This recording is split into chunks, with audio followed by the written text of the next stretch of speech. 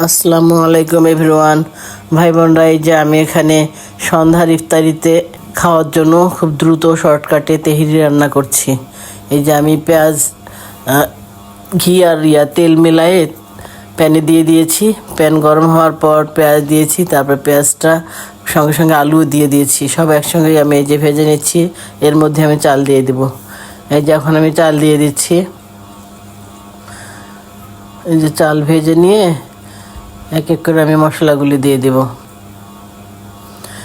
এই যে সামান্য আদা রসুনের পেস্ট দিয়ে দিলাম।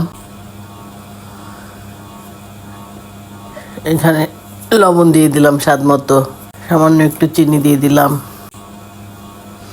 একটু জয়ফল জয়ত্রী গুঁড়া দিয়ে দিলাম।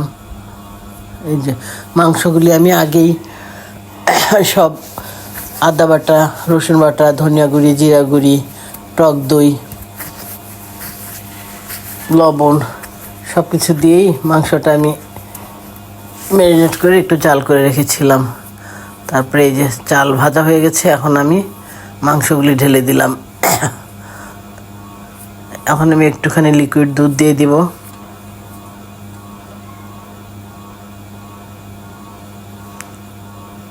নেড়ে চেড়ে আমি ঢেকে ফেলবো। আমি আসছি একটু পর আবার। এই তো আমি এসে দেখি, এই তো আমার তেহরিটা পানি টেনে গেছে, প্রায় হয়ে গেছে। এখন এই যে আমি একটু আবার ঘি নিয়েছি, বেরেস্তা নিয়েছি, তার মধ্যে সামান্য একটু আর একটু চিনি নিয়ে এগুলি আমি সুন্দর একদম হাত দিয়ে মেখে নিয়ে তারপর এই আমার তেহরির উপরে ছড়াই দিব।